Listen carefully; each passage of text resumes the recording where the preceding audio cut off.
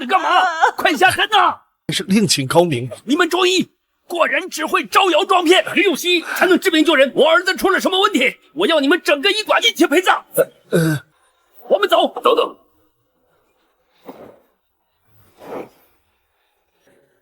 医生，这个病人我能救。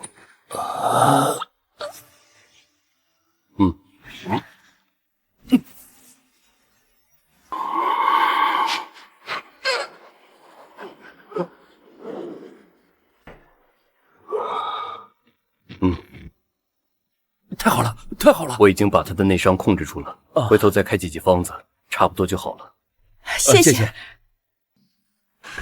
师弟，好了，你发病了。师弟，你想好了吗？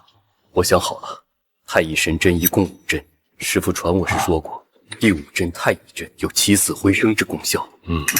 今日我妻子病情恶化，为太乙针救治。好，既然你意已决，我全力支持你。师兄，我施针之后心神俱衰，需要休息，就麻烦师兄照顾我妻子。放心。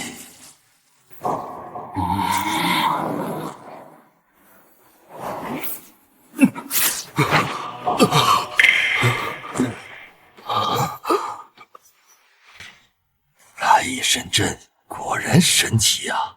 这等绝症都能治好了。不，弟妹，对不起，只有你死了，我才能当上中医协会的会长。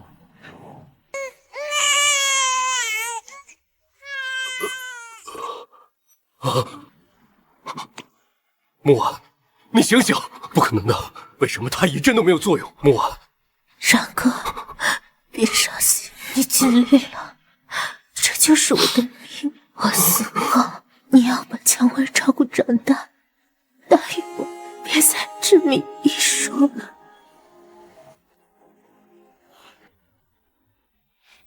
我答应你。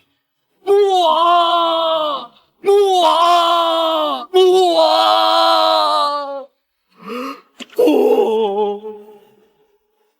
什么太乙神针？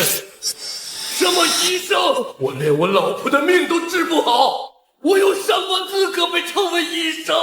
可笑！全国中西医交流大会落下帷幕，西医流派全面碾压获胜。自从医圣林然风筝后，中医协会由赵宏明担任。我早就说了，西医才是王道，中医算个屁！要不是医圣林然风筝，哪由得那帮西医猖狂啊！大夫，大夫，快救救我女儿！面色苍白，四肢冰冷，脉微欲绝，冷汗淋漓，这是亡阳之症。快，医馆看不了，赶紧去医院吧。谁说看不了？林木，你干什么？你个臭扫地的，在这给人胡乱看病，这里有你说话的份吗？这位先生，别听这个臭扫地的胡言乱语。我是这家医馆的金牌医师，我刚通过望诊看出患者不严重，随我进医馆用针灸调理一下即好。感谢大夫。林蔷薇，给我出来！陈医师有何吩咐？好好管教一下你的废物爹，保洁就干好保洁的工作，天天好高骛远，今天还给病人去看诊，损了医馆的名誉，你们两个加起来都赔不起。您息怒，我替我爸向您道歉。行了，念你是咱们医馆最年轻的实习医师的份上，这次饶过你爸。刚刚的病人就由你来接诊了，好好治疗，别让我失望。蔷薇，爸，谢谢你替爸爸说话。你能不给我丢人吗？你知道我给你安排这份工作多不容易吗？你不好好珍惜就算了，还在这招摇撞骗，你有这个资格吗？蔷薇，刚才是我太着急了。算了，你好自为之，我要去给病人治病了。不行，你不能接诊刚才的病人。你什么意思？你知道我为了这一天付出了多少努力吗？学习医术、悬壶救世是我的梦想。爸知道，只是这个病人的情况很特殊，你医术虽然厉害，但这个病人你治不了。你懂什么？你又不是医生。程医师说患者病情不严重，那就没问题。我要是连这种小病都治不了，那我还怎么追逐医圣林然的脚步？林然，他有什么好追逐的？他是我的偶像，我的信仰。他致死了自己的妻子，是庸医。你有什么资格说他？夏虫不可语冰，你只是个保洁，而他是传承太乙神针神技的医圣，总有一天不会成为林然那样的中医。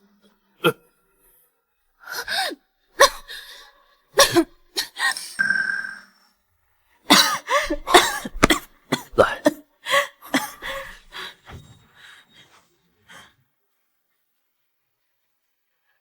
莫，你怎么样？我这病生来就有，未来遗传给孩子，真是苦了他。没事，我会治好你，也会治好我们的孩子。然哥，答应我一件事，等孩子出生长大，一定不要让他学医术。我不想他未来面对无法给自己治病的痛苦。好，我答应你。木婉，对不起，我没能遵守诺言，阻止蔷薇学医。您放心，我就是拼上这条命，也会护她周全。你在天之灵，也一定要保佑她平安顺遂。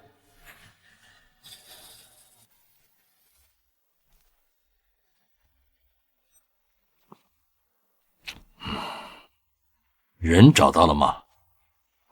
还没有。林然，你到底躲到哪儿了？继续找，他的生死我不在乎。不管你使用什么手段，一定要让他交出太乙神针的真法。是，我明天就去各大医馆打探。林然，我的好师弟，你到底在哪里？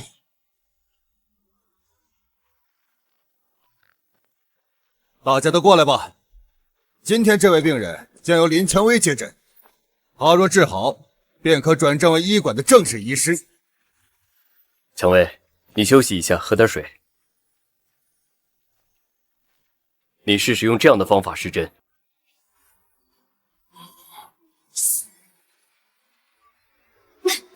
爸，你这针都扎歪了，还来教我？而且你这是从哪儿学习的不入流的针灸术？穴位都扎不准，怎么治病？我要学习的是像林然那种能救人命的针法。这针扎歪了，是我的问题，不是针法的问题。你给我认真学习，我还能害你不成？别管什么针法，能救人就行。这林蔷薇什么来头？能得到程医师的青睐，难道是某个医学家族的传人？屁的传人，他爸就是咱们医馆打扫卫生的。患者面色苍白，汗多，手足温，这是典型的王阴症状，需用针灸治疗，再辅以中药调理。林蔷薇，你来施针。好。不对，诊断错了。是谁在胡言乱语？错了，这不是王阴症，是王阳症。这两个都是急重症，病症不同，用药和治疗手段也不一样。一旦诊断错误，患者将会有生命危险。放肆！你个臭扫地的，懂什么医术？爸，你到底想怎么样？能不能别捣乱？程医师的诊断怎么可能出错？蔷薇，爸还能害你不成？你听爸的，这针不能乱施。够了，这些话我真的听够了。摊上你这样的爹，我自认倒霉。混蛋！耽误治疗！要是我女儿有个三长两短，就让你偿命！你确定要将你女儿的生命交到一位实习医师手中？先生，您放心，我会全程指挥林蔷薇施针，绝对不会有差错的。大椎穴下针，风府、风池、气海、关元，最后一针涌泉穴。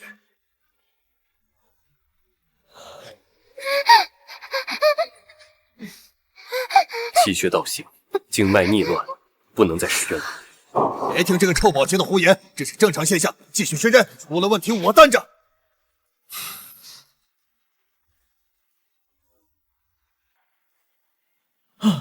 哇，女儿，你感觉怎么样？爸，我好像没事了。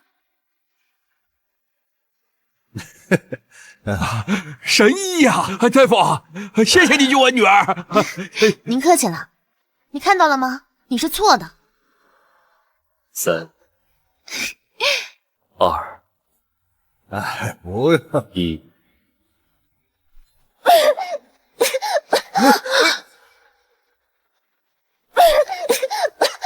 女儿，醒醒！你怎么了？你别吓爸爸呀！程医师，这是怎么回事？这是王阳正，该死，竟被铃木这个臭扫地的说中了。怎么回事？还不是怪你！最后一针涌泉穴失真失歪了，导致治疗效果减弱，甚至起了反作用了。不可能，我就是按照您的吩咐去做的。错了就是错了，你还在这里狡辩，你连承担责任的勇气都没有，以后你怎么做中医呀？程大夫，现在怎么办？放心，我亲自出手，必定手到病除。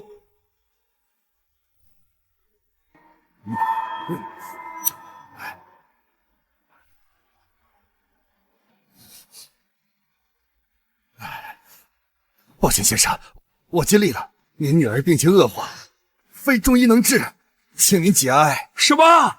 是你们害死了我女儿！这小女孩还有救，我女儿可以救她。真的？爸，你在说什么？你是故意羞辱我吗？让我难堪，程医师都救不了，我怎么可能救？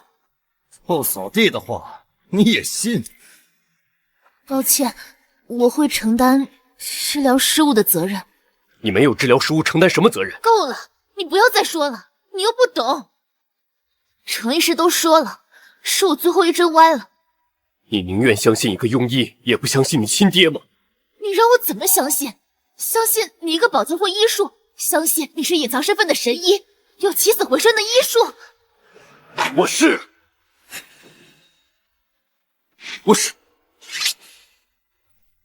我就是个保洁员，但也读过几本医书。蔷薇，用我教你的针法再试试。不用了，你的针法不过是野路子，用出来还不够丢人，还指望救人。这臭保洁真是臭，竟然上赶着北，让他女儿施展针法，那这起医疗事故就都是他们的责任，跟我可没关系。先生，我建议再给晴儿一次机会，哪怕有一丝希望，我们也要争取啊！快给我女儿治不好我要你好看！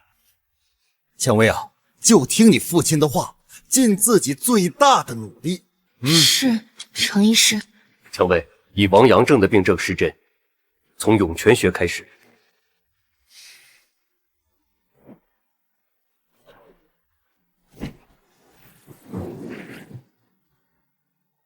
哇，这什么针法花里不知道有没有效果。奇怪，为什么这套针法如此熟悉？觉得在什么地方见过？女儿，醒醒，我是爸爸呀！先生，对不起。林蔷薇，你治疗失误导致病人身亡，你要负全部责任。都怪你教我的什么破针法，现在把人治死了，我这辈子都没办法当医生了。破针法，太乙神针一出，就是进了鬼门关也给你拉回来。哇，竟然真的好了！闺女，你怎么样？啊，我好多了，感觉身体很舒服。先生，你女儿已无大碍，这下你可以放心了。是啊，我确实应该感谢你。没关系的，我们的责任就是救死扶伤。可是你还施针失误，差点治死了我女儿，这又该怎么算？您什么意思？刚刚我施针没问题，是程医师诊断失误。您女儿明明得的是王阳症，却被诊断为王阴症。林蔷薇，你休得胡言！我赏识你，给你施针机会，你却诬陷我，你医德何在？我相信程医师，你这种推卸责任的小人，根本没资格当医生。我会向中医协会举报，取消你的行医资格。慢着，我女儿年纪小，不懂事，有话好好说。你不说话，我倒忘了，还有你这个臭扫地的，父女俩联合起来，差点治死我的女儿，让我跟你好好说。你女儿现在已经恢复了，你我都是父亲，互相体谅一下。我替我女儿向你道歉，对不起，对不起。爸，我们没有错，为什么要道歉？蔷薇，你闭嘴！还请你高抬贵手，放过我女儿。放过？好啊，你跪下来求我，不然我就去中医协会举报。做梦！我爸绝不会下跪。好，我跪。太乙神针技法太过扎眼，事情绝不能闹大。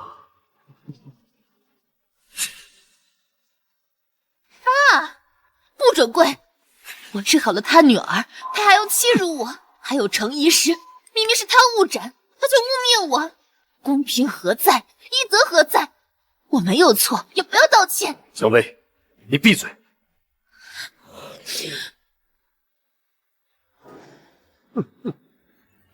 对不起，您大人不计小人过，是我叫你无妨，放我女儿一马。林木，我没有你这么懦弱的父亲。还有这医馆，颠倒黑白，道义不公，不打也罢。没想到你个臭扫地的这么没骨气。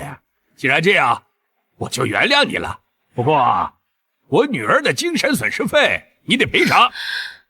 我给10万，我只给你们2天的时间，否则后果自负。这位父亲，你的女儿王阳正虽然治好了，但是我建议你再去医院看一下。据我观其气色，恐怕有其他隐疾。看个屁！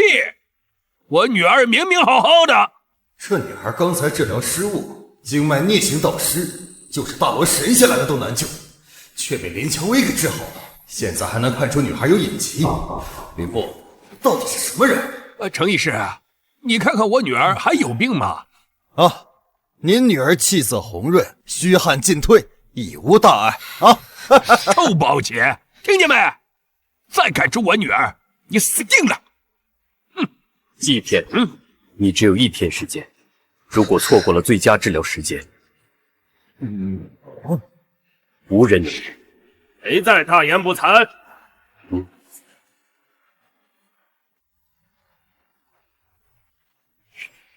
王元森，忠义贤贵副会长，他竟然来我们无恙医馆了，没想到能见到传说中的大人物，太幸运了。听闻王元森有神针王之称，其独门秘技武能探凤明阳大厦，不知道有没有机会见识一下。是谁举报这里出现医疗事故的？不是我，不是我，是我。王副会长你好，我是这家医馆的医师，刚才举报电话就是我打的。你倒真有意思，举报自家医馆。医者仁心呐，我绝对不能让患者白白受委屈。就是这个小妮子给患者施针时，加重了患者的病情，幸亏我抢救及时，这才避免了悲剧发生。刚才说无人能治这话的人是你，我们是不是在哪里见过？啊，王副会长说笑了，我只是个保洁员，哪里能见到你这种大人物？王副会长，你可得为我做主啊！我闺女明明很健康，这臭保洁的就说我闺女有隐疾。确实有隐疾。什么？这怎么办？放心，有我在，阎王爷都带不走你闺女。先放下来。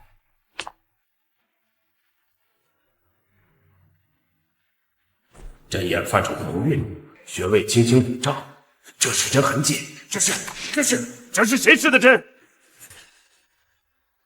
是谁施的针？是我呀。你使用的什么针法？针法倒没什么针法，就是普通的施针。你确定是你施针救了这个小女孩？我确定啊，整个无恙医馆只有我才有这样的医术啊！您要是不信，您可以问他们啊。不是啊，是。闭嘴！林木，你怕得罪程家，连真话都不敢说了吗？我是为了保护你。真虚伪！明明是自己懦弱，却总是说为我。混账！竟敢骗我！你好大的胆子！这施针痕迹明明就是太乙神针独有，莫不成你会太乙神针？什么？传说中的针法？这不可能啊！你敢怀疑我的判断？不敢。是林蔷薇，是他施的针。林蔷薇，你这太乙神针的绝技是从何处学来的呀？副会长，您可能搞错了，我刚施展的针法就是野路子，上不了台面的。那你这套野路子是从哪里学来的？闭嘴！这真的是太乙神针吗？开什么玩笑？这个臭扫地的怎么还会传说中的针法？副会长，您别开玩笑了，我就是个扫地的，怎么可能是医圣那种大人物？副会长，你会不会误会了？我和我爸在一起生活20年，他是什么人我最清楚。我爸是读过几本医书，略懂医术，但他绝对不会是医圣。是啊，副会长，他在我这儿干了好几年的保洁了，怎么可能是医生呢？那这太乙神针怎么解释啊？您是不是看错了？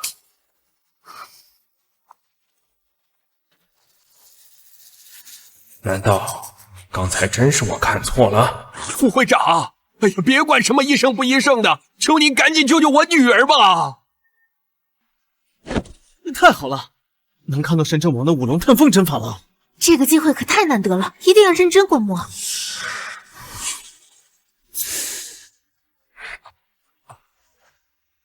这病我不治。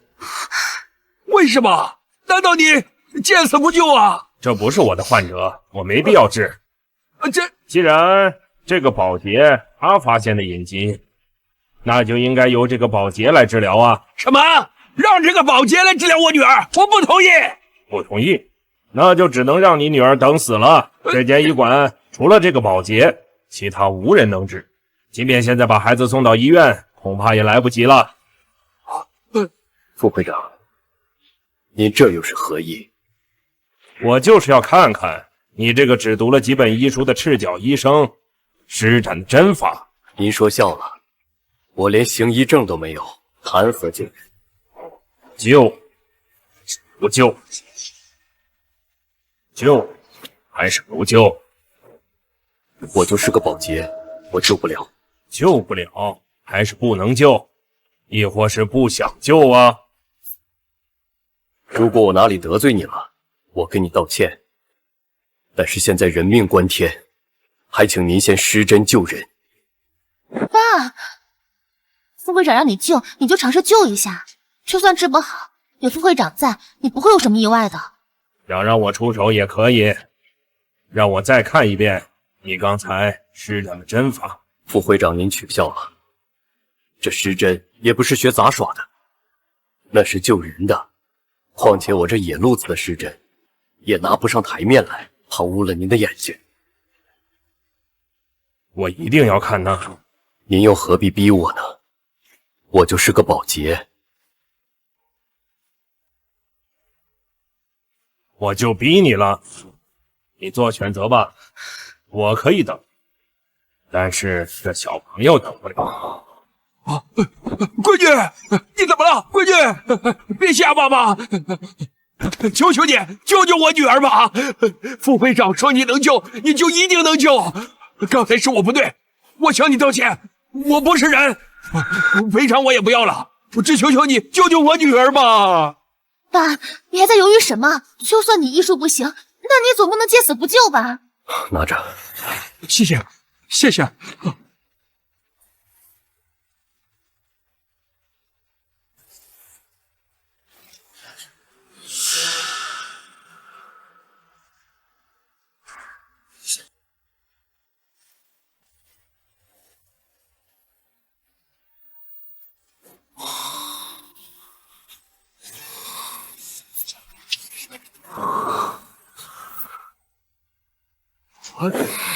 你臭保洁的，你什么意思啊？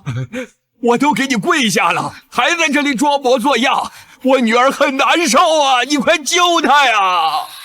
我说什么来着？这个臭保洁哪里懂什么医术，能看出患者身体里的隐疾？他就是凑巧嘛！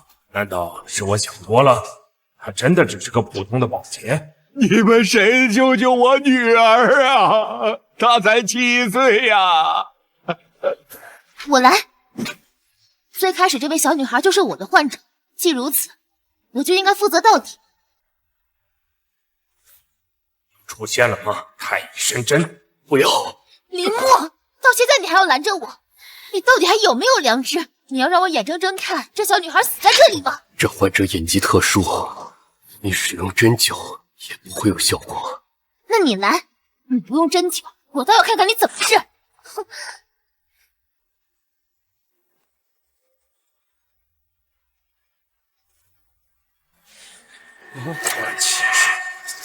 是别。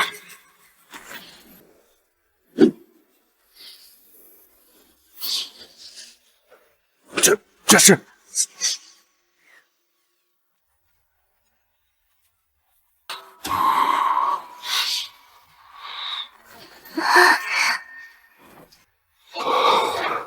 爸，闺女，你醒了。爸，你真的会治病？你这是什么治疗手段？如此神奇？以前在医书上看的一些土方法，回头啊，我再给你开一个方子。副会长，麻烦您再看看，我这孩子还有事吗？不用看了，你女儿现在啊，健康的不能再健康了。回去以后啊，按这个方子好好调理即可。谢谢副会长。走。什么人呀？明明是我爸救的，副会长真的不愿意试，最后还去感谢副会长，真是个势利眼。没想到你这个保洁还有2把刷子，医书没白读啊！中医示威，就需要你这样的人才能复兴中医。副会长您说笑了，我这是一土法子，根本上不了什么台面。不要妄自菲薄，今天我也长了很多见识。对了，你刚才是怎么回事啊？这是年轻时候的老毛病了，没什么，有时候还会手抖。难道不是创伤应激症的反应吗？您说什么？我听不懂。听不懂没关系啊。1周以后就是中医协会的医师选拔大会，胜出者可以直接进入我们中医协会任职。我可以特批一个参赛名额给你，你看愿不愿意去啊？愿意，愿意。不行，我不同意。我不同意。你凭什么不同意？因为我是你爹，我有权替你做决定。不，你不是我爸，我没有你这个懦弱无能、不明事理的爸。删啊！你删啊！这么多年，我做什么你都不同意，我到底是个人还是你的提线木偶？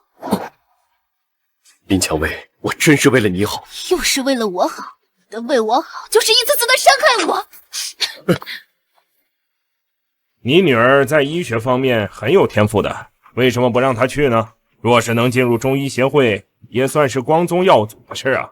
中医博大精深，晦涩难懂，需要一辈子去钻研。我只想让我女儿过平凡人的生活，而不是一辈子困在中医行业中。你困在其中了吗？我就是保洁员，哪里有资格呀？是与不是，以后会知道的。副会长，既然林蔷薇不去，那能不能把那个名额给我？我保证绝不辜负你的栽培。你算个什么东西，也配有这个名额？装什么？你又算什么东西？副会长又怎么样？还不是赵鸿明的一条狗？哎呦，还扫地呢？行了，别扫了，你和你女儿都被开除了，滚吧，滚！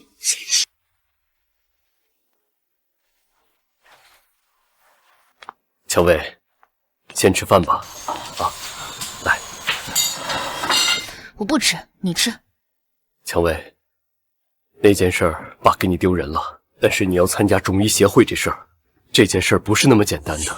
我林蔷薇不是虚荣之人，我也不在乎你是个扫地的，我只是希望你能过得有尊严一点。至于中医选拔，不管你怎么想，我都会去参加的。不行，我不同意。只要我活着一天，你就不能去参加中医协会。林木，你的人生已经这么失败了，为什么还要来干涉我的人生？蔷薇，爸真的是有苦衷的。你有苦衷？掌控我的人生是你的苦衷，还是说软弱无能、得过且过是你的苦衷？蔷薇，爸真的是在保护你。我们是家产万贯，还是有什么秘密？我值得被你保护。不过是你想控制我，想的拙劣理由罢了。爸，我问你，你年轻的时候有为热爱的事情奋不顾身过吗？我有。现在我要去参加中医协会选拔大赛，你若要阻止我，我这辈子都不会原谅你。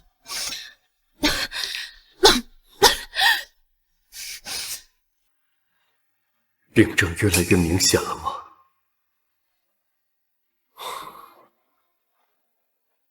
莫婉，我真的做错了吗？我救不了你，现在也治不好蔷薇，我是个无用的人，我该怎么办？蔷薇她是个好姑娘，她还这么年轻，我该怎么办？你告诉我，莫婉，如果是你，你会怎么办？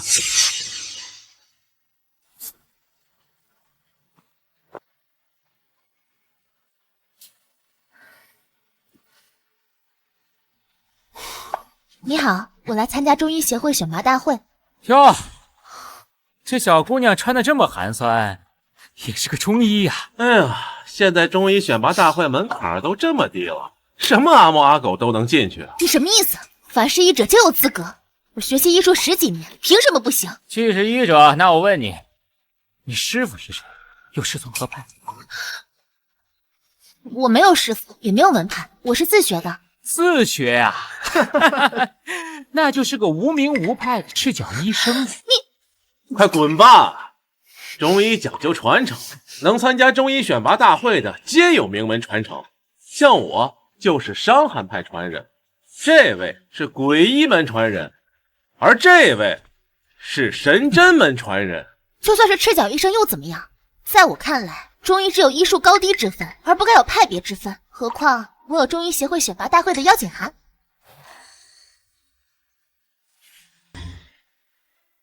什么？你有邀请函？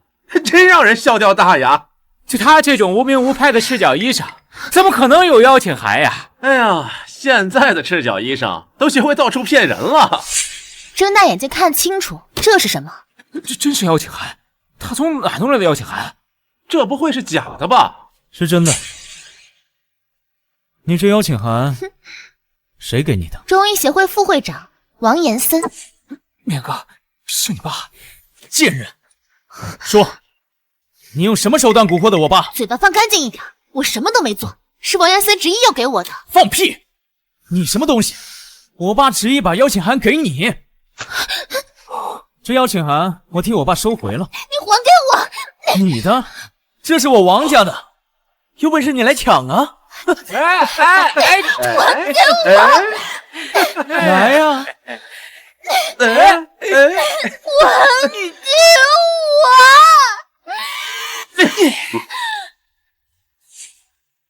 把邀请函还回来！你来干什么？不需要你帮忙。你又是谁？敢管老子的闲事？我是林蔷薇的父亲，林木。又来个乡巴佬！哼！哎呀，你是真不知道，在这中医协会，老子就是天，我想欺负谁就欺负谁。没错，敢惹我们冕哥，那看来是不想在中医有份。已经过了这么长时间，中医协会被你们这些人搞得乌烟瘴气，腐败不堪。你给我闭嘴！你一个乡巴佬也配谈论中医协会？不是要这邀请函吗？我鞋脏了，你跪下给我擦干净，我可以考虑还给你。你跪下给我擦干净，我可以考虑还给你。哎呦呦，不愧是我冕哥呀，好久没有玩这么刺激的游戏了。糟老头子，快擦呀！你这辈子都没机会碰这么名贵的皮鞋吧？怎么样，老头，我这个买卖还是很划算的，你应该感谢我，给你拿回邀请函的机会。爸，不要让我看不起你，就是不要这邀请函，我也不愿意你为我丢掉尊严。是不是我把鞋给你擦了，你就把邀请函还回来？我这个人呢，向来信守承诺。好。林木，你膝盖就这么软吗？见谁都跪。等什么呢？本公子的耐心可是有限的。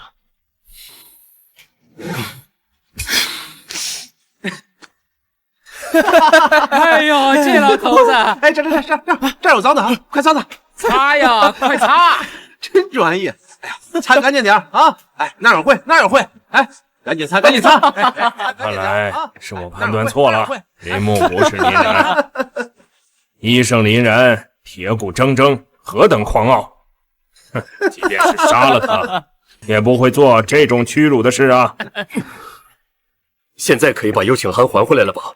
不，我突然后悔了，我要他陪我一晚上，我就给你。做梦！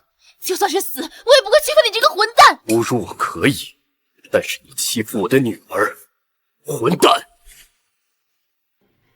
侮辱我可以，但是你欺负我的女儿，蛋！干什么呢？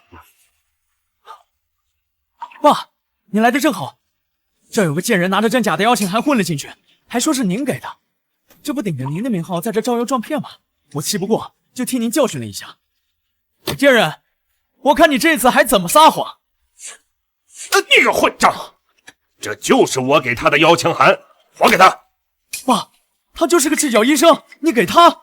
老子办事还需要跟你交代吗？滚一边去！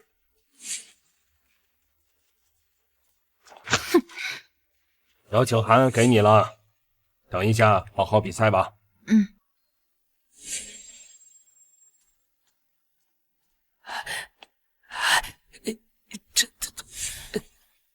贱人，不管我爸为什么给你邀请函，你都是个被人瞧不起的赤脚医生，来这儿比赛只会丢人。哪怕是赤脚医生，我对我的医术也有信心。既然这样，我们打个赌。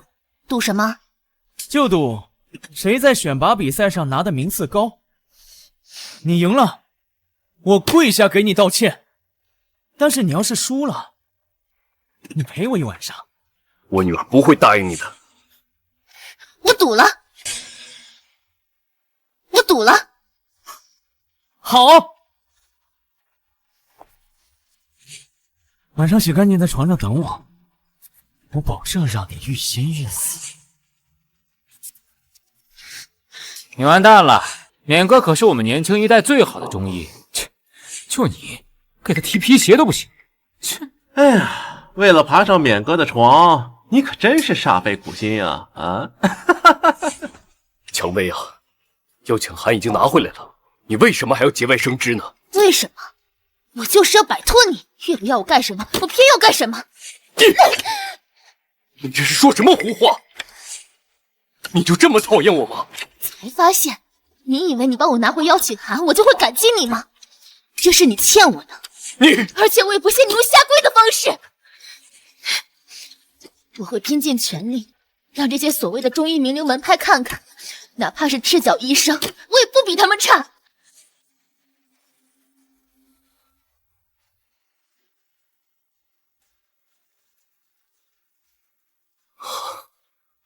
你好，我是来参加中医协会选拔大会的。就凭你？当然，我以后一定会成为最强的医者。蔷薇，加油！爸爸错了，我有什么资格阻止你追求梦想呢？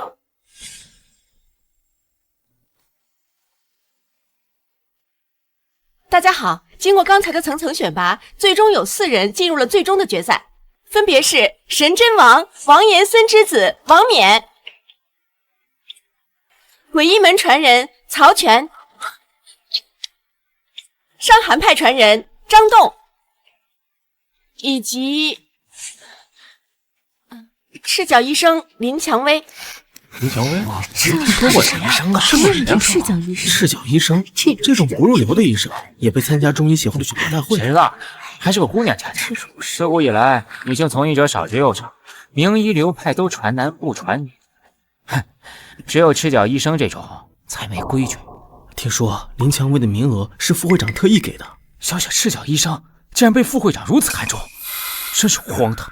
等比赛开始，林蔷薇就要露馅了。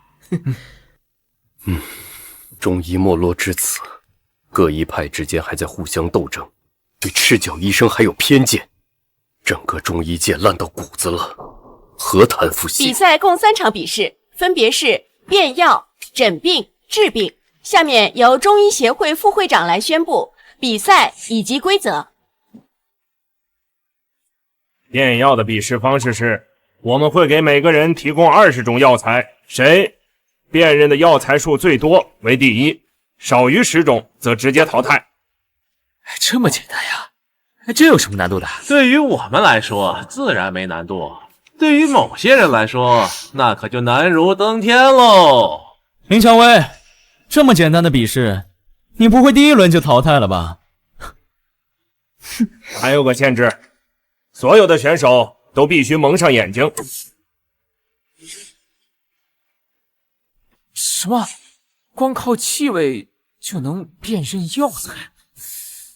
这怎么可能做得到啊？我在伤寒派行医几十年，从未听说过此等方法。冕哥，你会吗？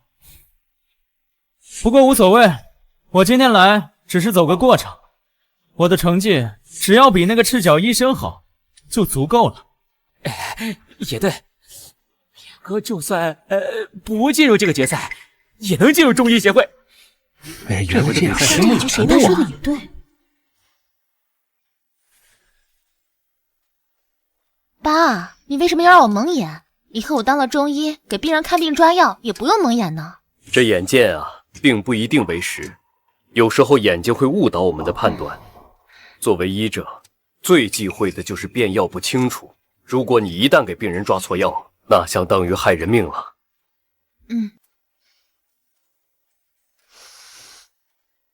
芡实、白芍，大家请准备。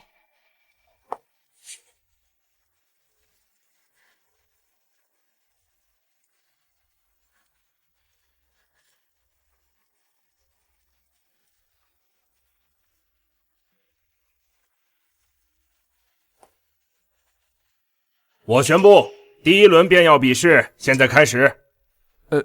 药呢？4位礼仪小姐便是药，她们经过20味中药的浸泡，你们需要从她们身上散发的气味进行辨别。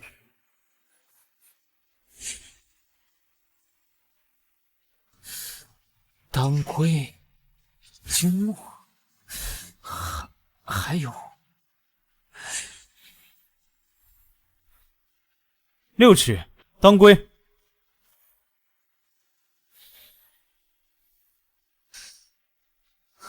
无名子、千金正、千里疾、白芍、蒲公英、菊花、枸杞、当归、人参、6曲、金墨、叶荷、川乌。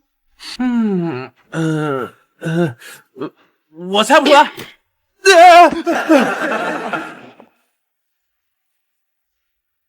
第一轮比赛结束，马上宣布成绩。完了，我有好几种药材没辨别出来。哎呀，这可怎么办呀？我估计连10种药材都没辨别出来，这下肯定要给淘汰了。冕哥，你呢？我都会。哎呦，不愧是我冕哥呀，这鼻子就是那样，不像那个臭婊子噼里啪啦说一堆，一看就是蒙人。那肯定啊，这么多种名贵药材，像这种乡野村妇，接触都没机会接触到。张栋，蒙眼识别0种药材，淘汰。兄弟，第1种药材你都没辨别出来，你还想拿第1啊？哎呦！闭嘴！你呀，比我好不到哪儿去。曹全，蒙眼识别12种药材，合格。哎呦，不好意思啊，兄弟，我比你强一点啊。没关系的，还有这个臭婊子陪着你一起淘汰。跟这种垃圾一起淘汰，这简直是我的耻辱！王冕，蒙眼识别16种药材，暂列第1。王副会长，公子年纪轻轻，天赋俱佳，未来成就可不低于你啊！父无犬子啊！恭喜王副会长培养出这么一个优秀的继承人啊！2位过奖了，没能拿到满分，我多少有些不满呐。冕哥厉害呀！哎呀，我就说咱冕哥那是相当牛逼。冕哥稳了。小贱人，你识别出了几种药材？不会连我1半都没答出来吧？林蔷薇，蒙眼识别。林蔷薇蒙眼识别，20种药材，满分排名第1。什么？蒙眼识别药材没有错误？20种？这不可能！主持人，你一定搞错了。我们的成绩都是经过严格验证的，不可能出错。你说一个赤脚医生，他竟然能满分，绝对是蒙的。对，蒙的，一定是蒙的。你蒙一个试试。你要是不服，敢不敢跟我再比一次？够了，还不嫌丢人吗？中医协会选拔大会公平公正，不会有错的。林蔷薇便要比试第1。王副会长，好眼光啊！不仅自己儿子这么争气，就连给名额的赤脚医生都这么出色。是啊，看来啊，这次中医学会的选拔会啊，就是王副会长啊你这一门的内斗了呀。林蔷薇不过是与我有缘，况且他不是我门下的人，我对这个赤脚医生啊也不看好。刚才只不过可能是他运气好罢了。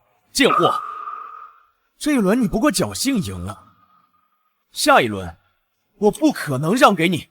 希望你的实力跟你的口气一样大。哼。接下来进行第2轮比试，诊病。接下来进行第2轮比试，诊病。通过中医4诊诊断这位患者的病症。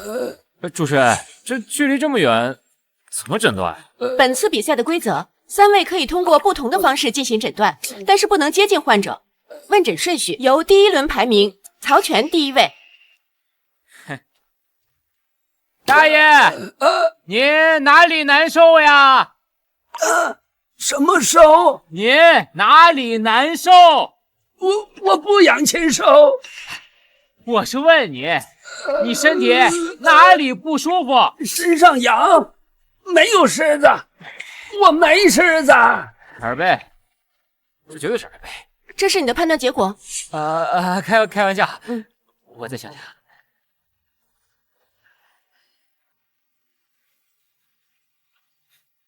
鬼医门绝技，文心诊。传闻鬼医门的传人啊，嗅觉都非常灵敏，能够通过气味诊病。今日得见了，果真名不虚传呐。味色气苦，身心俱疲，面色苍白，言不达意，这是种精神类疾病。鬼，好多鬼！大爷，你别吓我呀！你后面有个女鬼，吐着舌头。妄想症，这绝对是妄想症。有请下一位，王冕。有请下一位，王冕。等等，我宣布，中医各派术业有长，故本轮允许选手邀请场外援助。这回啊，没问题。副会长，这恐怕不合规矩吧？我身为中医协会副会长，我的规矩就是规矩，你有意见？爸，我问病人几个问题，你帮我观察他的状态和神色。大爷，你身边是什么鬼啊？你胡说，哪有什么鬼啊？我妻女来接我回家。大爷，你妻子让你把舌头伸出来看看，还问你身体哪儿不舒服。好，不对，我妻女早就死去多年了，怎么可能在我身边？我头晕，哎呀，救救我！形皮面红，舌红苔黄腻，眩晕头痛，猜疑妄想，幻听幻觉。这是精神分裂之症，具体是阳性病症还是阴性病症，需要切脉之后才能详细的诊断。接下来由林蔷薇进行诊断。还诊什么呀？望闻问3种方法，我跟冕哥已经尽数用过了，而且病人的病症已经诊得差不多了，他还能诊出什么名堂啊？怎么不会了？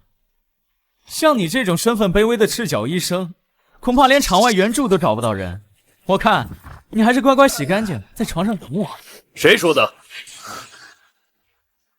蔷薇，我来帮你。爸，你别捣乱了。我知道你会点医术，但是这里没有你发挥的余地。我当是谁呢？原来是个臭保洁的，想帮你闺女，也不看看你有没有那个实力。哦，难道你还有什么神乎其技的诊疗手段不成？那倒没有，我就是一个乡下野医生，以前在乡下呀，跟别的医师偷学了几招。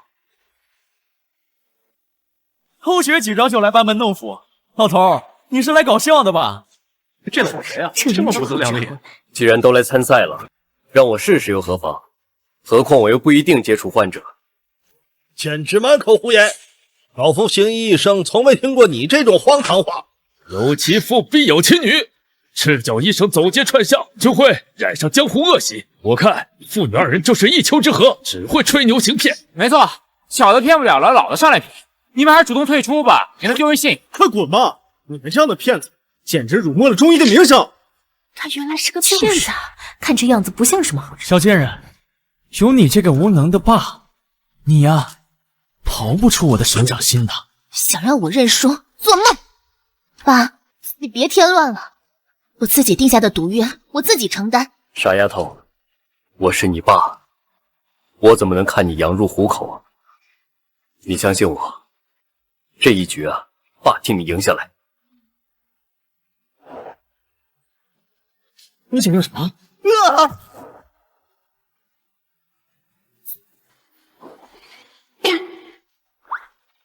爸，你在干什么？诊脉。这怎么诊？你是在逗我吗？刚刚就不该相信你。哎，果然是江湖骗子，搞得这么花里胡哨的，能看出病来。我想起来了，这就是传说中的悬丝诊脉。这就是传说中的悬丝诊脉。没想到这是传说中的悬丝诊脉。哎呦，悬丝诊脉，这不存在传说中吗？难道现实中真有如此绝技啊？不清楚，不过古籍中啊有此记载，至于真假就不得而知了。这臭保洁估计是短剧看多了，还知道悬丝诊脉，这样子还学得挺像。会不会看还不一定呢。悬丝诊脉你也会？林木，你到底是不是医生？真相很快就会揭晓。爸，你想让我用悬丝诊脉诊病，可是我不会啊。林蔷薇，你爸是猴子请来的逗逼吗？怎么，以为把样子做出来就能看病了？哼，你不会啊？我可以教你。说的好像你会一样。哼，就算你会，你能在这么短的时间教会你女儿？把悬丝诊脉当做什么了？这可是传说中的绝技。臭扫地的，我看你呀就在戏弄我们。赤脚医生啊，果真是江湖骗子。尔等目光短浅，愚昧无知，谁又何曾是真正的天才医者呢？蔷薇，静思，静心，凝神，感受丝线上的跳动，感受气的流动。脉旋滑数，素体阳盛，这就是传说中的悬丝诊脉。郁怒伤肝，气郁化火，诊精神分裂症阳症。天哪！脉象极为准确，这真能诊断出来呀！竟然真的在如此短的时间里学会了悬丝诊脉绝技，难以置信啊！老夫啊，从医半生啊，真的能够见到如此神技，有幸有幸啊！老的深藏不露，小的天赋超群，这对父女到底是什么人？蔷薇，诊断的不够详细，继续诊脉。除上述症状，还因久病之后气血失和，心主血藏神，肝藏血摄魂，心神失养，导致魂不守，才有刚才的外在表现。《黄帝内经》说，心者，五脏六腑之大主也，心主神志，心静下来，病就好了一半了。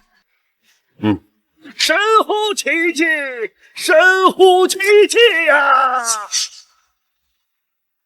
神乎其技，神乎其技呀！竟然连久病危医都断了出来，这悬丝诊脉果然神奇啊！悬丝诊脉只是手段，而刚才林蔷薇对患者的诊断，靠的是精湛的医术，简直是天才呀！是我们中医界的天才呀！哎，绵哥，这不对劲儿啊！这对父女好像真有两把刷子，尤其是这老头，竟然会悬丝诊脉。我们这次碰到对手了。无妨，接下来是最关键的治病环节。我传承了我爸的五龙探凤，治疗这老头轻而易举。不愧是我勉哥，不管是变药还是诊病，到最后啊都要治病为重。不会治病，什么都是扯淡。爸，我成功了。接下来由3位评审进行点评，并排出名次。3位的诊病方法让我们大开眼界，而最精妙的莫过于林蔷薇的悬丝诊脉，而诊病最准确的也是林蔷薇。没错，林蔷薇啊，理应第一。我宣布，第1名林蔷薇，王冕第2名。至于曹全，诊断太草率，淘汰。臭婊子，这一轮算是让你装到，下一轮我不可能再让着你。3局2胜，我已经赢你了。你错了，变药诊断只是基础，治病救人才是医者的根本。救不好人，你一样是废物。接下来是最后一轮比试，治病，由王冕先来。这就是当时最强的针灸之法，五龙探凤，真是厉害啊！年纪轻轻啊，已经将五龙探凤针法练得如此娴熟，怕是跟你王副会长不相上下了呀。已经是青出于蓝胜于蓝了。不愧是名门之后啊，继承您神针王的称号指日可待了。这就是五龙探凤，爸，你看看，这才是真正的针法呀！是，这五龙探凤针法呀，至刚至强，贸然对患者施针，一定会增加病情的。王冕这小子急于炫技，恐怕忽略了治病的根本。哎，你们2个赤脚医生在这评判五龙探凤，真是可笑至极啊！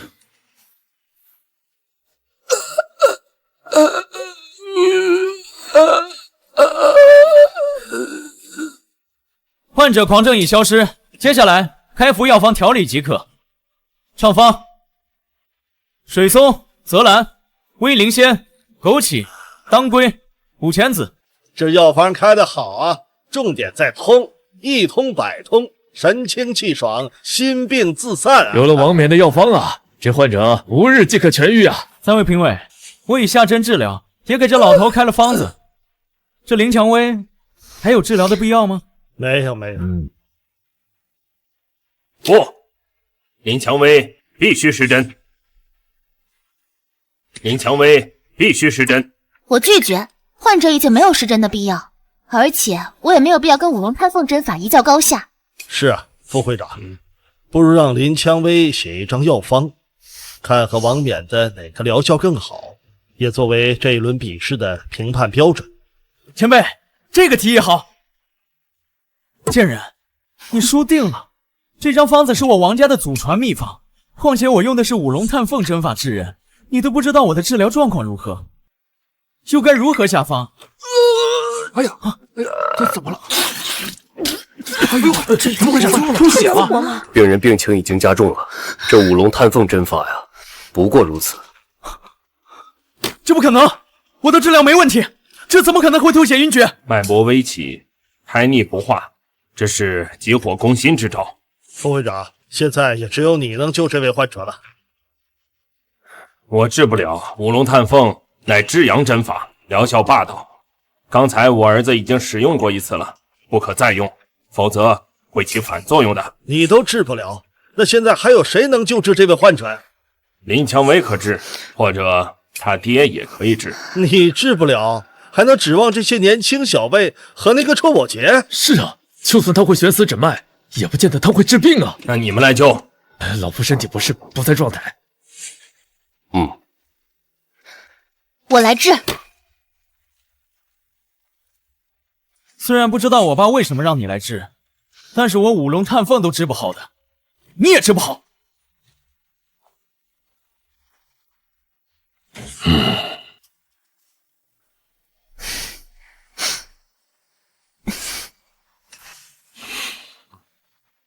哎，明哥，这小姑娘针法看着如此神奇，比你那五龙探凤还要厉害的感觉。不可能！我们王家五龙探凤独步天下，她这种垃圾针法，怎么可能比五龙探凤还厉害？勉哥说的对，就这小姑娘花里胡哨的针法，差点把我唬住了。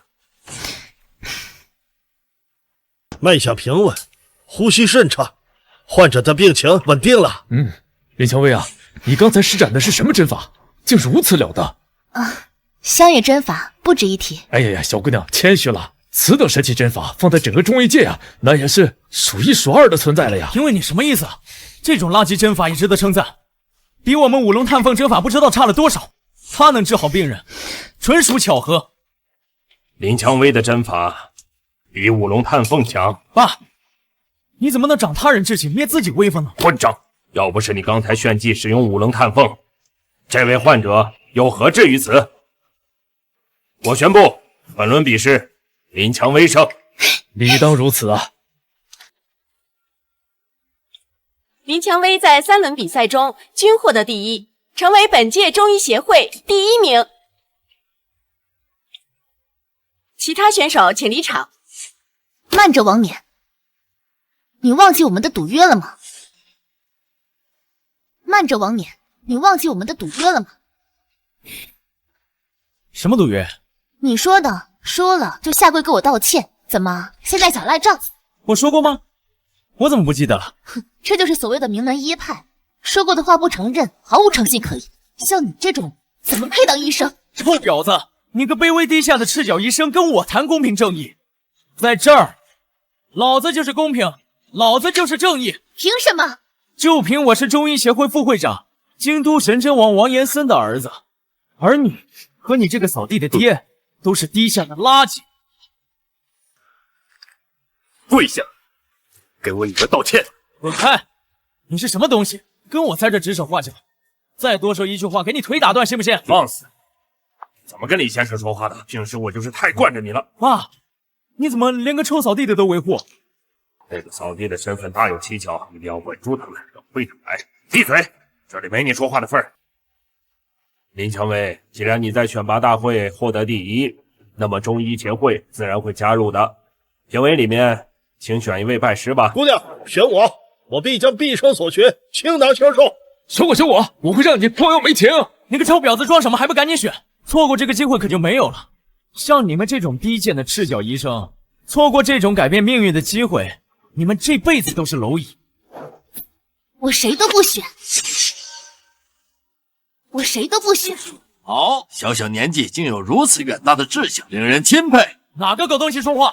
给老子滚出来！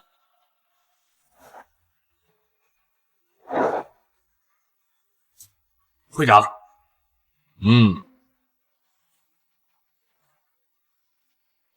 刚才那句话是我说的，你有意见？啊，没有。跪下，给这小姑娘道歉。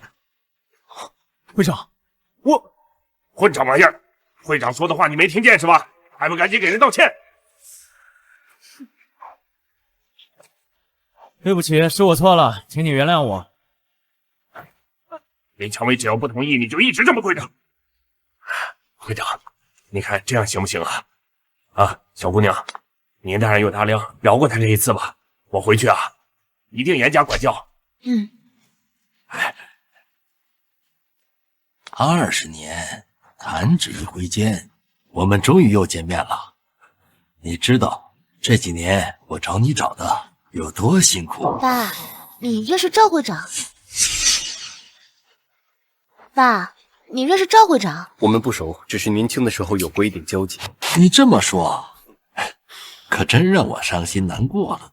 你我曾经可是最亲近的人呢。那是过去了，现在我不想跟你有任何关系，也不想跟中医界有任何关系。20年没变，你还是这么固执。回来吧，中医界需要你。目前中医没落，需要你付出来拯救中医。这个人有这么厉害？爸，这臭扫地的什么来头？闭嘴，别乱问。我已经封医了，今生不再出手。我怎么可能让你置身事外？你太天真了。林蔷薇是吧？你刚才的表现我都看到了，你可愿意拜我为师？你要知道，我和医圣林然师出同门，你拜我，就相当于拜在医圣门下。我愿意。不行，我不同意。爸，为什么？接近林然是我的梦想，如今我已经无限接近林然了，你为什么要阻止我？不行，我说不行就不行。进中医界可以，拜赵鸿明为师就是不行。蔷薇，你怎么样？你别吓爸爸。像，太像木婉了。你女儿果然遗传了木婉的怪病啊！你疯医了，你女儿怎么办？就不用你操心了。哼，好好当你的会长吧。师弟啊，我好不容易才把你找到，怎么可能让你轻易的消失呢？叶森，哎，在。3日后我要举行拜师宴，交由你置办。是。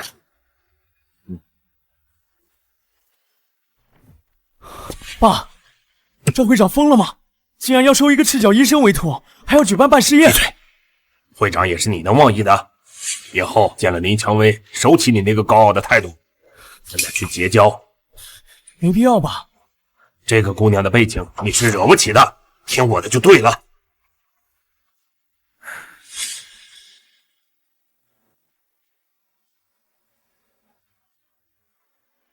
脉象紊乱，恶寒发汗，还是得了此怪病。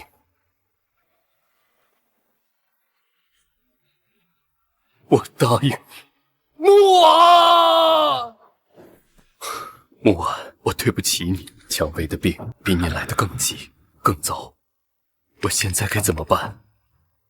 束手无策呀。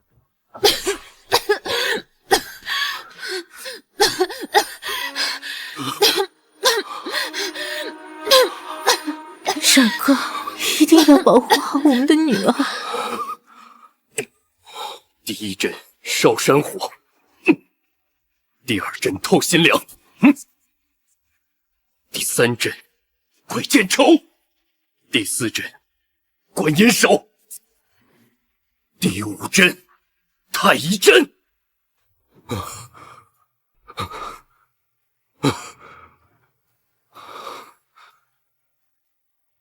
好了，脉象平稳，这是痊愈之症啊！太乙针可以治好他的病。为什么木婉会去世呢？赵鸿明，你个混蛋！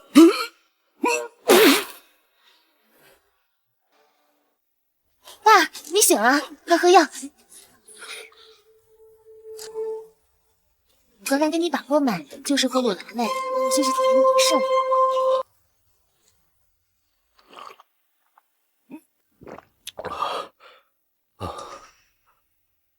那是什么？这是中医协会的请柬，赵会长要为我准备拜师宴。爸，我要实现自己的梦想了。你不能拜赵鸿明为师。为什么？因为他是杀害你妈的凶手。你胡说！我妈怎么可能会跟中医协会的会长有联系？你不是说我妈是因病去世的吗？我曾经以为你妈也是病死的，直到我救起了你，我才知道事情的真相。你是说中医协会选拔大会上我晕倒，是你救了我？是我。林墨，你真的太让我失望了。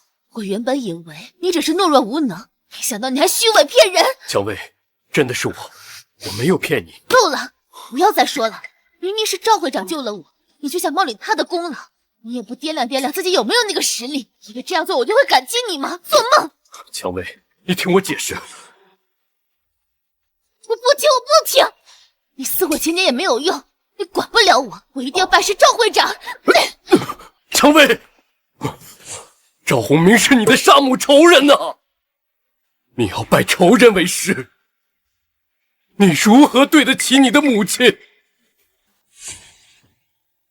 木婉，我一定会阻止蔷薇的，你放心。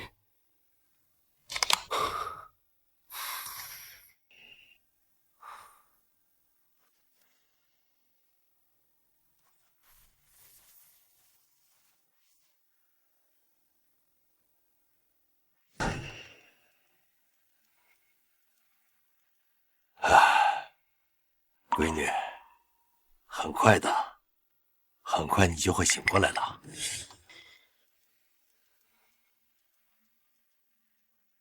赵会长，你女儿受伤严重，大脑受到严重损伤，估计这辈子是醒不过来了。不可能，一定还有希望的。赵会长，你冷静，你也是学医的，你应该比谁都清楚。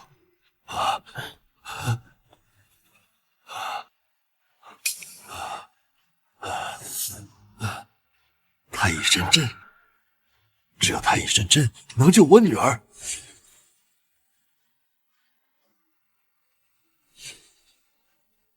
喂，从现在开始，全力搜索林然的踪迹，一定要把他给我找出来。会长先生，我来提醒一下你我们的交易。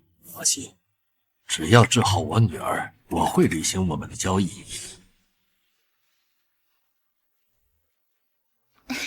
林蔷薇，恭喜啊，获得赵队长的青睐，未来前途无量，以后一定多多关照。对啊，年纪轻轻啊，医术就如此精湛，现在又拜赵会长为师啊，从今往后啊，林小姐啊，必将名扬中医界啊，站在这医界巅峰啊！谢谢两位前辈，以后还请多多提携。一定一定，中医选拔大会上连赢3场，那绝对是我们中医界的天才，是未来复兴我们中医的希望啊！林小姐，林小姐，之前呢，我们之间有些误会，今天呢，我郑重的表示一下我的歉意。今后我们都在中医协会共事，希望我们能成为朋友。你的道歉我不接受，况且我这辈子都不会跟你这种人成为朋友。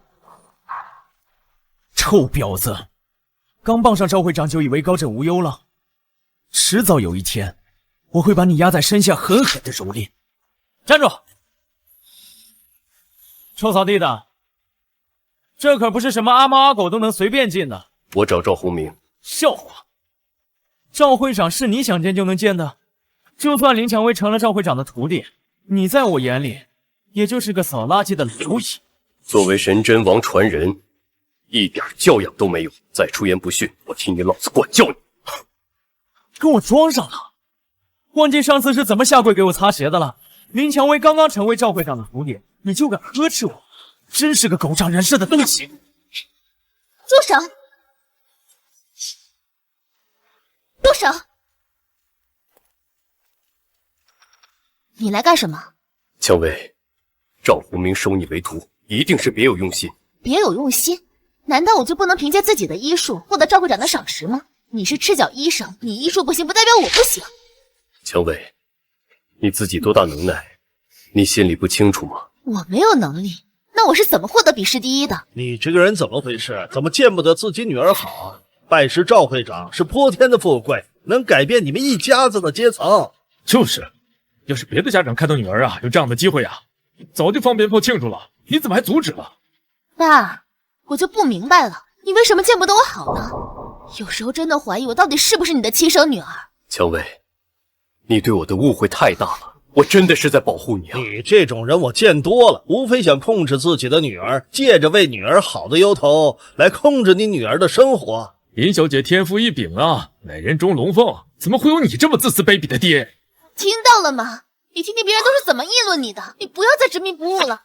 执迷不悟的是你啊！我最后再问你一次，你真的要拜赵鸿明为师？是，我告诉你，今天我就是跟你断绝父女关系，我也要拜师赵会长。好，你一定会后悔的。我要是听你的话，我才后悔一辈子。今天这场拜师宴，施恩是特意为我准备的，我不奢求你支持我，但我也绝对不允许你捣乱。来人，把他给我赶出去！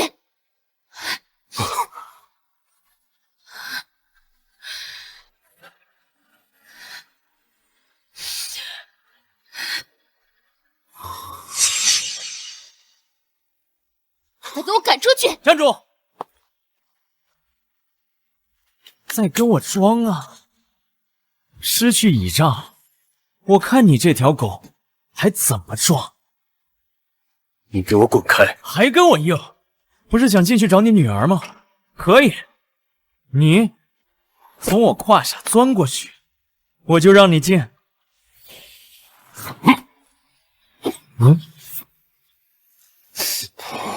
怎么回事？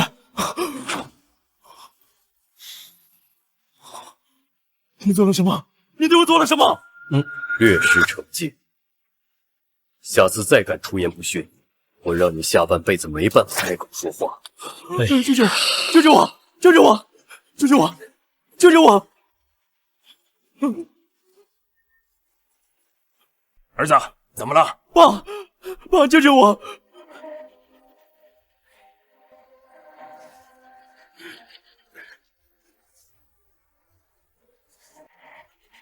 告诉我，这是谁干的？林蔷薇的父亲，那个臭扫地的，我一定要杀了他！哎呀，你不要再惹事！林蔷薇的父亲，你是得罪不起的。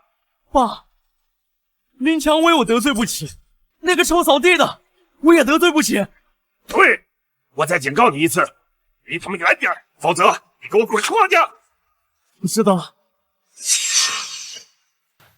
老夫行医一生，还从未收徒，但今天决定收林蔷薇为徒，还希望在场的各位一同给个见证。好，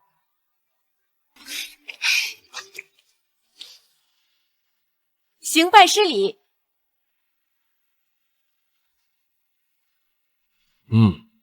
敬茶。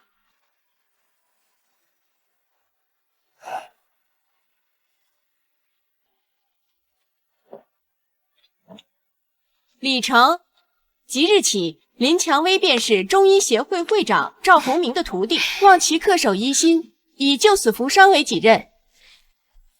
拜师礼结束了，你可有给你师傅带什么礼物啊？对不起，师傅，我不知道还要带礼物。没关系，把你爸教你的针法孝敬为师就好了。奇怪啊。会长怎么会对赤脚医生的针法感兴趣？不会是想据为己有吧？选拔大会的时候，我们都看到了，那丫头使用的针法确实厉害，比五龙探凤之法还强啊！爸，这赵会长为什么会对野路子针法感兴趣？野路子？我王家五龙探凤都比不过的针法，能是野路子？你是说这针法有来头？师傅，你要我爸的针法干什么？那针法上不了台面，没什么特别的。看来你爸什么都没告诉你，你口中的上不了台面的针法，其实就是太乙神针。什么？太乙神针？那可是医圣林然独有的绝技，林蔷薇怎么可能会呢？我就说吧，这世界上比五龙探凤针法还厉害的，也只有这太乙神针了。爸，赵会长说的是真的。林蔷薇在比试中用的针法真的是太乙神针。教他针法的人是他爸，所以他爸是医圣。你不让我招惹他，原来你早就知道。他就是医圣。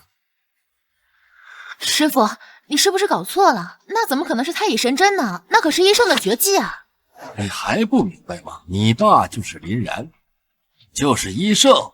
不可能，他就是个扫地的，怎么可能会是医圣林然呢？是与不是，稍后便知。把你学的针法给为师演示一下。对不起，师傅，我只学会了3针。我的好师弟呀，这真的是医生？你到底还要躲我多少年？还不现身吗？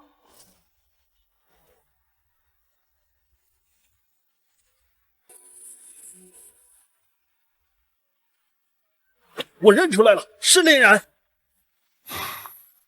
医圣林然，医圣终于回来了，我们中医界有救了。这是医圣林然，他就是医圣林然。不错，和3天前相比，你的气质是大有不同啊！这才是我风华绝代的医圣师弟。你是医圣？你真的是医圣？对不起，你骗了我20年了，一句对不起就过去了。明明我最崇拜的人就是医圣，你为什么要骗我？蔷薇，我也是有苦衷的。如果今天不是师傅收我为徒，你是不是一直打算瞒下去？这是怎么回事？当爹的竟然瞒着自己的亲生女儿！老爷爷真爱跟我开玩笑。我苦苦追寻的偶像和榜样，竟然就在我身边。这么多年了，我一直以你为榜样而努力奋斗，在你眼里，我是不是就是个笑话？不是的，你的努力我都看到了。其实你不一定要追寻我，你可以走出自己的一条路。师弟呀，这就是你的不对了，怎么能亲生女儿都骗呢？莫非你是怕他知道你亲手致死了木婉，怪罪你啊？这就是你一直欺骗我的原因？不是，有很多原因，回头我给你慢慢解释。今天我是来找赵鸿明算账的。算账？算什么账？他是我师父，也是你的师兄，何况他还救了我的命，你应该感激他。你理智一点，你还看不出来吗？赵鸿明收你为徒，就是为了太乙神针。那又如何？不管师父出于哪种目的，至少没有骗我，为师父奉上太乙神针也是应该的。你看看，你的女儿都比你懂事。现在中医没落，取缔中医之声日渐庞大，我学太乙神针也是为了拯救中医呀。拯救中医？收起你虚伪的面孔吧！你夺取太乙神针，只为了满足你的一己私欲。林然，你有什么资格指责会长？你致死我妈，骗了我20年，你才是那个最虚伪的人！混账！赵鸿明才是杀害你妈的凶手！什么？我没听错吧？是赵鸿明害死医圣林然的妻子啊？这怎么可能啊？这不会是林然为了推脱责任而故意这么说的吧？若是如此，就不需要与这卑鄙小小为伍了。哎呀，本来还指望林然能够复兴我中医呢，没想到这头小人。你胡说！会长为什么要害死我妈？师弟，这话可不能乱说呀。我有什么理由害死你老婆？你杀了我老婆，坐上了中医协会会长，这个理由还不够吗？20年前，我用太乙神针治好了我老婆的病，然后我就昏了过去，你就加害于她。还有这回事？真的假的呀？你怎么知道是太乙神针治好了木婉呢？还是你治死了木婉呢？我女儿和我老婆同样得了一种怪病。3天前我用太乙神针治好了她，那天我就想起来了，在我施针之后多了一个针孔，在我昏睡之后你就下了针。赵鸿明，你承不承认？还有这回事？真的假的呀？不认。师弟呀，我知道你对我有成见，可你不能把木婉的死推到我的头上啊！就是，这些不过是你的猜测臆想罢了。你到现在还帮着他说话。一日为师，终身为父，既已拜师，如今会长便是我至亲之人，我定要维护他。好，好一个至亲之人啊！我一定会查到证据，证明真相。慢着，把太乙神针针法留下。你说什么？把太乙神针针法留下，否则我就跟你断绝父女关系。师弟呀，我真要好好谢谢你，替我教育出这么好一个徒弟来。乔伟，为了赵鸿明，跟我断绝父女关系。不是取决于你。如果你还认我这个女儿的话，就把太乙神针针法交出来。我的人生充满了欺骗，我就是个小丑。如今我对师父有用，也要拼尽全力帮他。木婉死以后，你就是我的一切。这太乙神针，我交。这就是传说中有起死回生功效的太乙神针呐！这辈子能看到此等传说绝技啊，死而无憾呀！爸，这医圣林然疯了吗？当着这么多人的面展示太乙神针绝技，这不怕被人学了去？你以为此等神针绝技谁都可以学会吗？这套针法看似简单，却蕴含着无数的变化，晦涩难懂，非常人可学。我就不信以我的天赋还学不明白。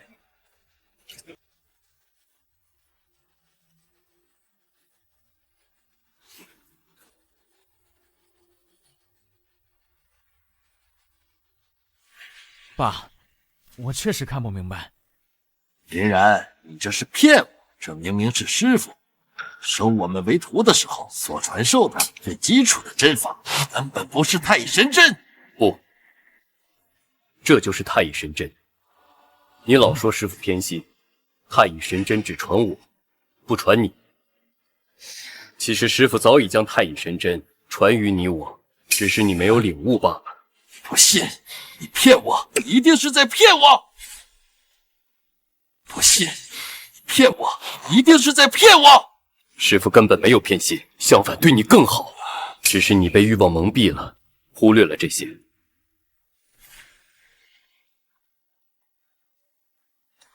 真不知道师傅是什么意思，天天练习这无用的针法，什么时候才能教我们太乙神针啊？师兄，你静先，师傅说了，这套基础针法非常重要，等我们完全掌握了，师傅自然会教我们太乙神针。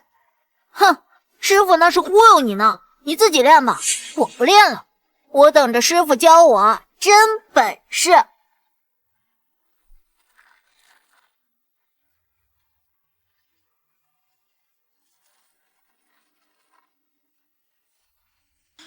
不可能，这些基础针法怎么可能是太乙神针？你休想骗我！骗不骗你？问问你的徒弟就知道了。我爸从小就教我这些针法，我只学会3针。会长，原来师傅早已传授我太乙神针，我终其一生追求的东西，早就获得了，只是我没有珍惜。师傅说过，太乙神针再强再厉害，也是救人的手段，是术。作为医者，切不可过度依赖。只要愿意潜心研究医术，是可以研究出来更好的治疗手段。而作为医者，救死扶伤是我们的道。而当今大部分中医的人，被名利缠身，又有几个固守本心呢？说得好，说得好，说得好，不愧是医圣。说得好，这位先生说得好，不仅仅是中医，西医也一样。在这个浮躁的社会，有几人是热爱医术而献身这个行业的？不过有一点你说错了，中医没落可不是没有潜心研究医术，而是因为中医本身就是骗术，而非医术。你是何人？忘了自我介绍，我叫藤野小次郎。爸，这小次郎名头很大吗？藤野小次郎，岛国人，其医术享誉世界，在西医流派中最厉害的医生之一呀。来头这么大，来我们中医协会做什么？藤野，不允许你侮辱我们中医。惹来是客，若是来参加拜师宴，那我们欢迎你；但若是你来挑衅讽刺我们中医，这儿不欢迎你。你算什么东西？你有什么资格跟我说话？你，难道我说错了？中医难道不是一种骗术？靠一些破草就妄图治病，荒唐！藤野先生，您来做什么呀？当然是完成我们的交易。赵会长，你不会忘记了吧？当然不会，我处理完中医协会的事情，自然就会去找你。走，走。赵会长就是个卖花的。中医协会不久将不复存在。赵会长，你又何必如此费心？什么？中医协会不存在？藤野，你这是什么意思？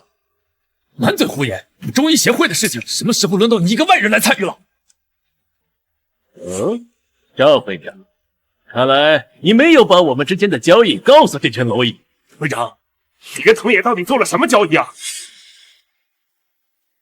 会长，你跟藤野到底做了什么交易啊？这是我跟藤野的事儿，跟你可没关系。怎么了，赵鸿明？你什么时候在乎这群蝼蚁的感受了？你若不想说，那我们的交易就取消吧。不要！我宣布，中医协会将无日解散。什么？你要解散中医协会？这可是药王他老人家辛辛苦苦组织起来的，你有什么资格解散？凭我是药王的徒弟，我是中医协会会长。会长，你要谨慎呐！中医本就没落，没有了协会，凭我们几个个人的力量，何谈复兴中医啊？对呀，我已经想好了，中医协会真的没有存在的必要了。复兴中医，就凭你们这些歪瓜裂枣，这些庸医治病就等于害人。唐爷，我不许你侮辱中医！侮辱？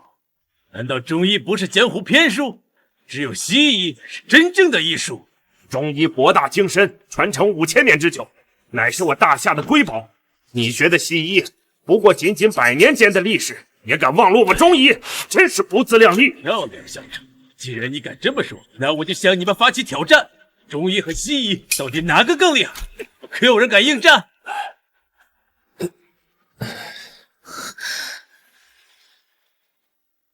在座各位都自诩名流医派，医术传承一代又一代，现在连一个敢站出来的人都没有了吗？这小姑娘倒挺真诚，比这群老家伙强多了。要不你来跟我比试一下？我闺女不懂什么事儿，初出茅庐也代表不了中医派。你们这些名医怎么不说话？怕了吧？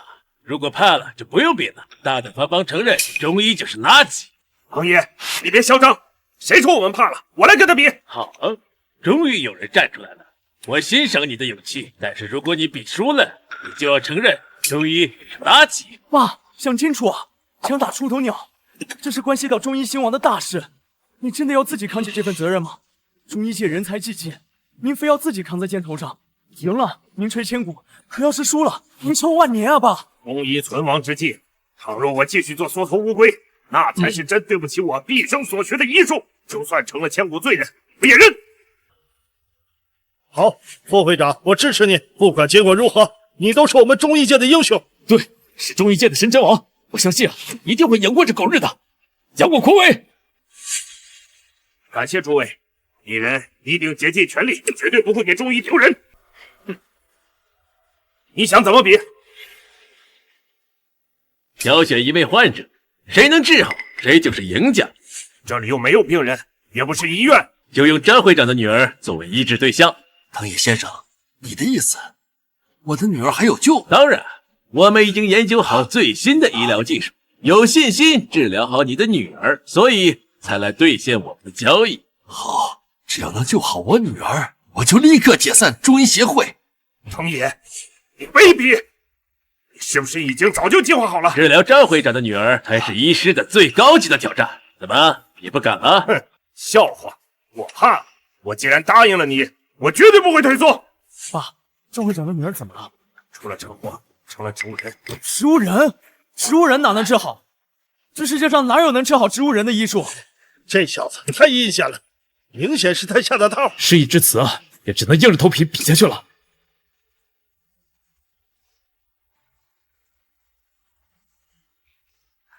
女儿，你再坚持一下吧，你很快就会醒了。王先生，请。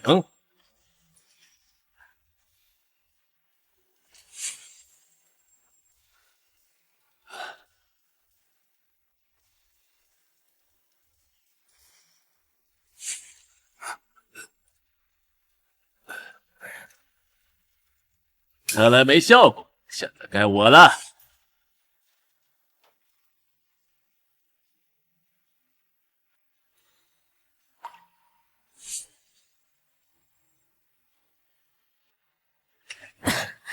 裴先生，这是怎么回事啊？不要着急，你女儿已经有效果，过一会儿就会苏醒。王副会长，你输了，该兑现我们的赌约了吧？输了就输了，我承认，中医不如你们西医。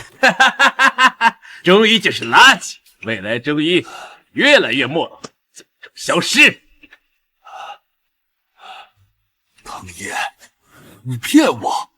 我女儿根本就没有好转，她刚才的反应完全是躯体下意识的动作。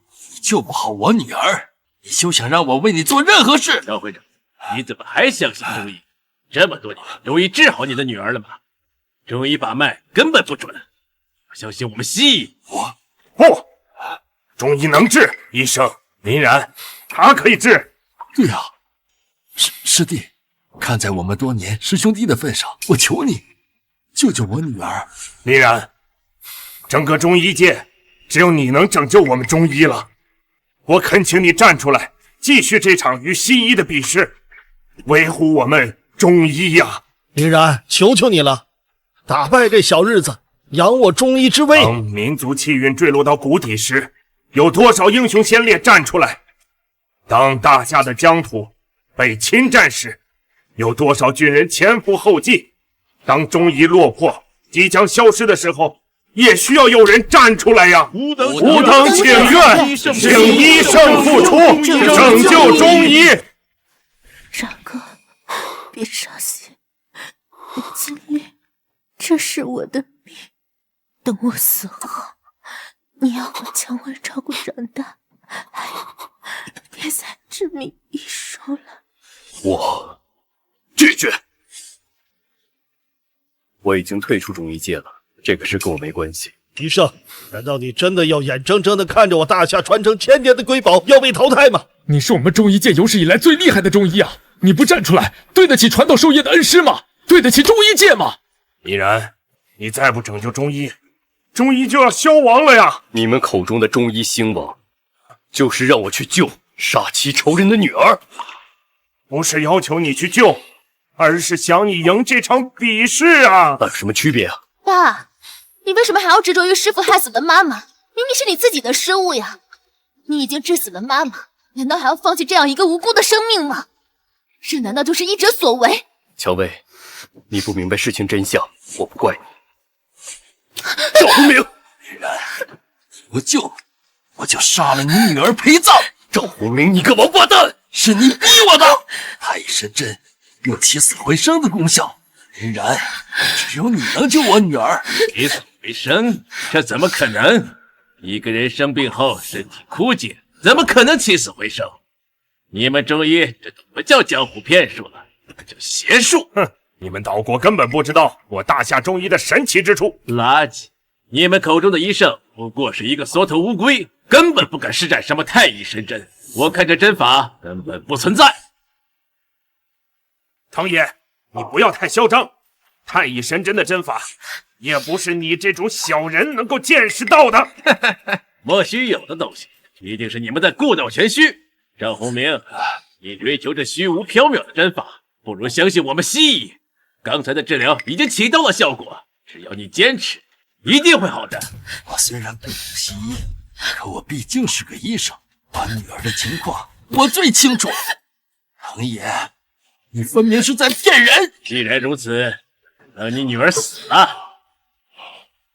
唐爷，你个王八蛋，你对我女儿做了什么？我不过是打了一点刺激她身体细胞的药，若是我不继续治疗，你女儿早就心衰而亡。婷婷，你别吓爸爸，我会救你的。林然，我再最后说一遍，救我女儿！救你女儿可以，说出20年前的真相，这是我最后的底线。我承认，是我杀了木婉。20年前，太乙神针给木婉治疗的时候，都知道昏迷。其实木婉她已经痊愈了，只不过她的脉象还不平稳，我就毒施了一针，导致她死亡。你为什么要这么做？为什么？为了当上中医协会的会长。师父喜欢你，把毕生所学全都传授于你，不管是名望还是医术，我都远不及你。你只有出了医疗事故，我才有机会。中医协会会长的位置真的这么重要吗？对你来说只是个位置，对于我，它象征着权力，是改变我命运的机会。我也有一腔热血，想改变中医现状，想让中医崛起。可是你当上了会长，并没有改变。是，我被权力蒙蔽了眼睛，利益熏心，渐行渐远了。我甚至忘了自己的初心。如果再给我一次机会，我会拼尽全力振兴中医。你没有任何机会了。赵洪明，你涉嫌20年前故意杀人案，现在跟我回去调查。等等，能不能稍等片刻，让我再看看我的女儿。蔷薇，你听到了吗？这就是真相。不让你当医生，是遵照你妈妈的遗嘱；教你学医，是为了以后让你自己给自己看病。爸，我拜了山姆仇人为师，我还一直威胁你，我真该死。爸，对不起，我错了。这不怪你，是爸爸隐瞒了太多事，但我这么做都是为了保护你啊。通过这件事，我也明白了，是爸爸隐瞒了太多事。雏鹰未来总要翱翔天空的，爸爸也不能保护你一辈子。以后啊，你想做任何事，爸爸都不阻止你了。爸，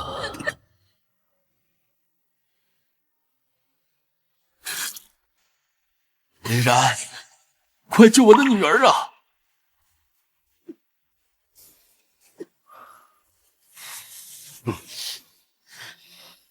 闺女，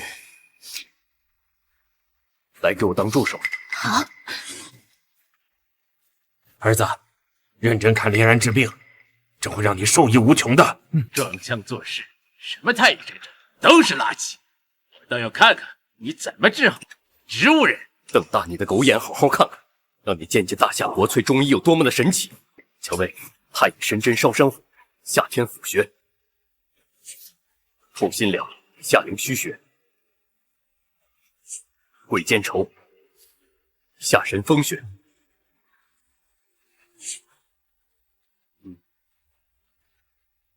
太乙神针第4针，观音手；第5针，太乙针。这就是太乙针，神奇，太神奇了！壮哉我中医啊！有此等神技，何愁中医复兴不得呀？医圣林然，此等手段，惊为天人。我神针王在林然面前真是个笑话，真是万万不如啊！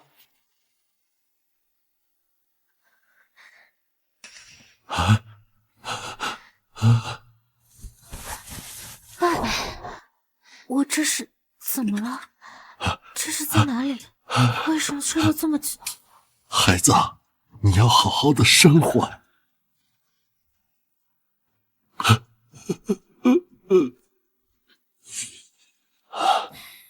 谢谢。什么？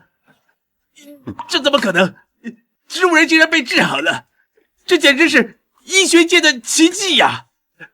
林然先生，请收我为徒，我要跟你学习医术。你不配，中医是大夏国粹，博大精深，岂能是你们这帮岛国恶徒所染指的？